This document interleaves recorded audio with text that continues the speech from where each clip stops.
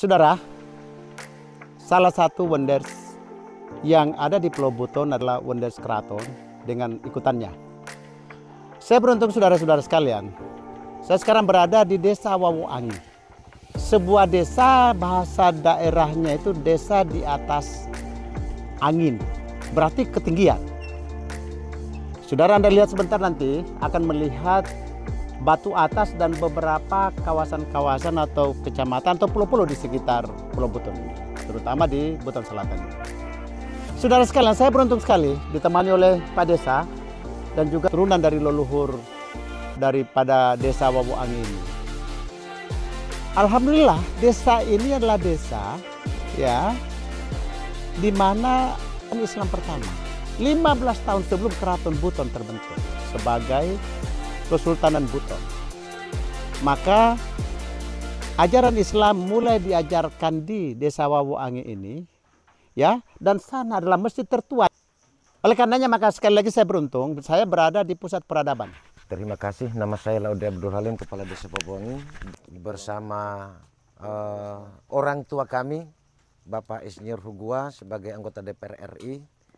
Hari ini beliau dapat meluangkan waktu. Ini semua bukan dibuat-buat, tetapi atas izin leluhur dan Allah Subhanahu wa Ta'ala, sehingga beliau berada di puncak Masjid Tua Desa Wawoangi. Hari ini saya sedikit menjelaskan sehubungan dengan keberadaan Masjid Wawoangi.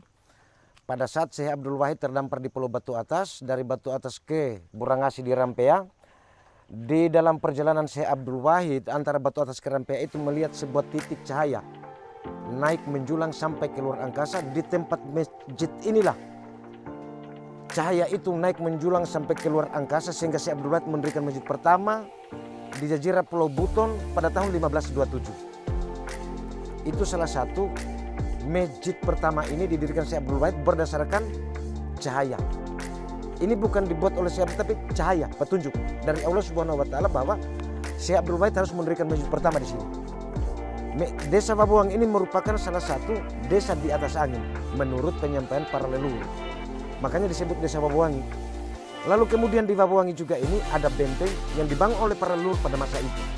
Luasnya 2 hektar 400 meter. Lalu kemudian di Desa Wawoangi juga ini ada perahunya para leluhur yang dibangun juga leluhur pada masa itu sholat di Ternate sebelum ada masjid di Sulawesi Tenggara. Kenapa perahu itu berada di Wawoangi? Karena adanya masjid ini. Di sinilah berakhir perjalanan perahu Wasalamata. Lalu kemudian kami juga sebagai pemerintah desa membangun sebuah wisata bahari, jembatan Lingkar Lapoili. Mudah-mudahan hadirnya orang tua kami di Desa Wawoangi saat ini bisa membantu kami dalam rangka proses pembangunan fasilitas yang belum dapat kami bangun. Ini doa dan harapan kami, semoga beliau diberikan umur panjang kesehatan oleh Allah Subhanahu wa Ta'ala, sehingga ke depan beliau bisa mengabdi lebih besar lagi untuk kepentingan kami di Sulawesi Tenggara ini. Sebuah kawasan ini memang diabadikan oleh Pak Desa dengan kekuatan sendiri loh ya. Ini dengan kekuatan dana desa saja. Beliau sudah membangun sebuah toilet yang memang memenuhi syarat sana.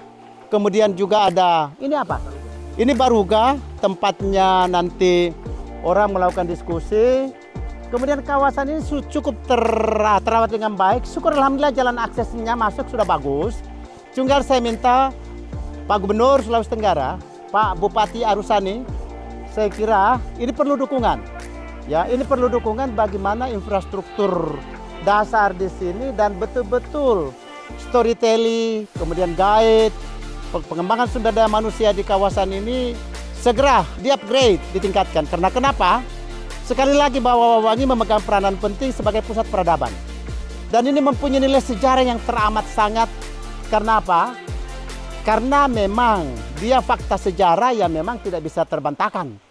Oleh karena itu maka saya minta kepada pemerintah provinsi, kepada pemerintah Kabupaten Buton Selatan, bahkan pemerintah pusat, saya kira ini sewajarnya lah. Daerah-daerah situs sejarah seperti ini harus mendapatkan perhatian.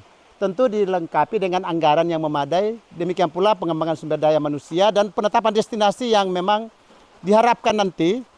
Setelah kunjungan saya ini maka sejumlah wisatawan terutama dari Pulau Buton. Saya menghimbau Anda semua untuk datang ke Wawoangi dulu sebelum Anda menjelajah kawasan-kawasan lain. Demikian pula putra-putri seluruh Indonesia dan kawasan saudara-saudara dari luar negeri. Anda datang ke Wawangian ini Anda tidak keliru. Saya pun baru pertama kali datang langsung mengatakan amazing. Itu amazing kenapa? Karena memang sebuah situs sejarah yang memang tidak cuma sebuah cerita tetapi fakta di lapangan. Jadi di depan Masjid Wawangi ini ada masjid, ada makam bapaknya Sultan VII, namanya Lagalunga. Jadi pada masa itu menurut orang tua kami yang ada di desa Wawangi ini, pada saat beliau ini meninggal bapaknya Sultan Lagalunga itu, pengikutnya 6 orang. Kalau dulu bahasa pembantu ya, kalau dulu ya, dayang-dayangnya begitu. Jadi pada saat meninggal minta ikut dimakamkan bersama. Jadi satu makam ini 7 orang. 7 orang satu makam ini. Jadi pada waktu itu dilengkapi dengan 7 buah ketupat dan 7 buah telur ayam. Jadi 1 minggu itu Pak Bapak, ini ceritanya dalam 1 minggu itu masih kedengaran. Masih kedengaran cerita itu. Hari ke-8 sudah tidak kedengaran. Kira-kira seperti itu Pak. Saudara-saudara sekalian dari seluruh Indonesia, sewajarnya Anda datang untuk menyaksikan sejarah ini karena memang bagi saya sesuatu yang amazing. Saya tidak pernah membayangkan ada peristiwa seperti itu.